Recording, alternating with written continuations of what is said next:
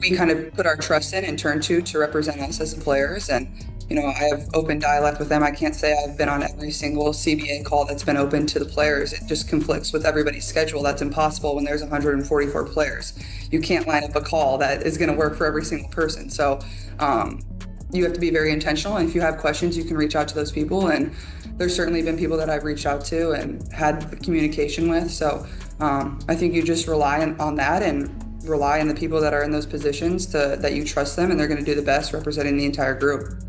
In the chaotic, high-stakes world of corporate public relations, top executives often rely on a classic survival move. It's the idea of plausible deniability. When a company is in the middle of a public disaster, when leadership is fighting internally, and when the crisis is impossible to hide, the smartest executive doesn't rush in front of the flames. Instead, they step back, create distance, and calmly tell reporters they weren't directly involved in what happened. Over the last 17 months, the WNBA Players Association has looked more and more like an organization, dealing with internal tension and high pressure. Collective bargaining talks have been rocky, disagreements have surfaced publicly, and the possibility of a lockout tied to the March 10th deadline has created a lot of anxiety across the league. The atmosphere around the negotiations has become loud, tense, and uncertain. Right in the middle of all that noise, one of the league's biggest stars stepped in front of reporters in Miami. Caitlin Clark spoke with the media, and her answers were careful and measured.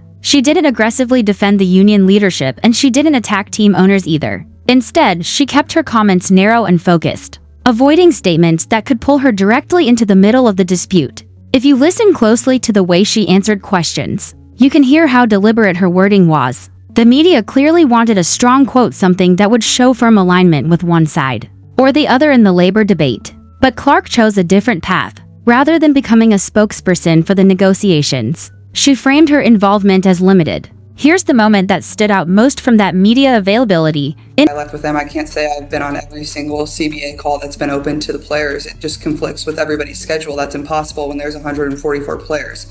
You can't line up a call that is going to work. Cannot say I have been on every single CBA call that has been open to the players. It just conflicts with everybody's schedule. That is impossible when there are 144 players. What that answer effectively communicates is that she hasn't been present for every discussion happening within the union. By explaining that scheduling and the large number of players make those calls difficult to attend consistently, she signals that she isn't deeply embedded in every step of the negotiation process. From a public relations perspective, that kind of statement creates distance. It places the focus on the union's leadership and team representatives rather than on her personally.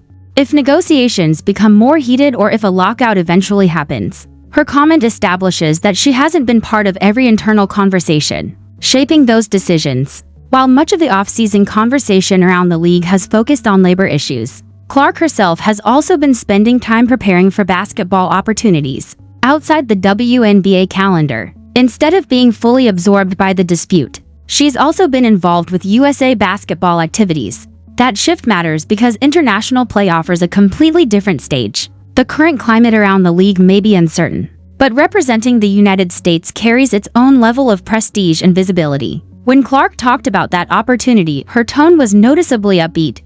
Getting to play in just this World Cup qualifier obviously is a huge honor within itself, and I know getting to put on the jersey will be super special. And these are the teams I watched growing up. My favorite players played on these teams, so everybody knows what an honor it is to wear USA. Everybody knows what an honor it is to wear USA across your chest. That simple statement highlights how meaningful international competition can be for players. Playing for Team USA connects athletes to global tournaments, international audiences, and events that sit outside the structure of WNBA labor negotiations. For someone with Clark's profile, those opportunities also expand her reach beyond the league itself. International tournaments bring worldwide television audiences, global sponsorship exposure, and a chance to build recognition on a much larger scale. At the same time, Clark has also had months away from regular games to focus on her development. During her rookie season, she handled an enormous workload. She went straight from a deep NCAA tournament run into the professional season, dealing with the physical grind that comes with that kind of non-stop schedule. The offseason created space to recover, train, and refine different parts of her game. For elite athletes, that stretch of time can be crucial, allowing them to heal from injuries, rebuild strength, and adjust their mechanics before returning to competition. Now, As she prepares for the next stage of her career, the combination of rest, training, and international competition could play a significant role in how she performs going forward. More than anything, just really excited. I know how much work and how much time I've put in to make sure my body's as healthy as it can be, and to get back not only to a point where I feel like I'm myself, but I feel like I'm even better than, where I was at the beginning of last season. And I started off And I know how much work and how much time I have put in to make sure my body is as healthy as it can be, and to get back not only to a point where I feel like I am myself, but I feel like I am even better than where I was at the beginning of last season. That statement carries a lot of confidence. When Clark says she feels better than she did at the start of the previous season, it signals that the months away from competition were used to rebuild and improve physically. During her rookie year, she dealt with a long stretch of basketball that started with a deep college run and rolled straight into the professional schedule, which naturally put strain on any athlete. The offseason gave her a chance to recover and refocus on conditioning. Time away from games allowed her to work on strength, stability, and the mechanics that support her shooting and movement. For elite players,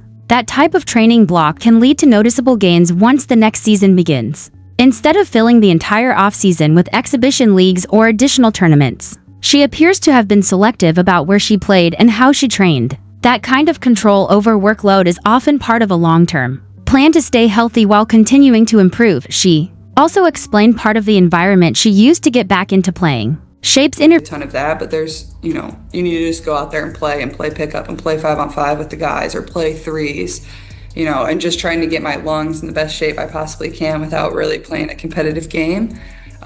You need to just go out there and play pickup and play 5-on-5 with the guys. Just trying to get my lungs in the best shape I possibly can, without really playing a competitive game. In other words, a lot of the preparation came through informal runs and full-court scrimmages, rather than official games. Pickup sessions can be valuable because they allow players to stay sharp, keep their conditioning high, and experiment with different situations without the pressure of a scheduled competition. Training in faster, more physical environments can also challenge reaction time and decision-making. When the pace of practice is intense, it forces players to process the game quickly, tighten their ball handling, and improve awareness on the court. By spending months in those kinds of workouts focusing on conditioning, skill work, and controlled scrimmages, Clark appears to have used the off-season as a long development window. The goal in that kind of training cycle is simple: return to the court healthier, stronger, and better prepared than before. At the same time, conversations around the league continue to focus on labor negotiations and the possibility of a lockout tied to the March 10th deadline. The situation has created uncertainty for players, teams, and fans alike. Clark's comments, though, have mostly stayed centered on basketball, her health, her preparation, and upcoming opportunities, like playing with Team USA. That approach keeps the focus on her development and the game itself rather than the broader dispute. Now the big question for fans is what all of this preparation will look like once she's back on the floor. If months of recovery, conditioning, and high-level training translate the way she expects, it could mean an even stronger version of the player people saw during her rookie season. So what do you think about it? Do you see her comments as simply an athlete describing a focused offseason? Or do you think the time away could lead to an even bigger leap in performance when the next season begins? And how much impact do you think her international experience with Team USA will have on her development going forward? Share your thoughts and analysis in the comments. If you enjoy breaking down the strategy, preparation, and business side of professional sports, stick around for more conversations like this.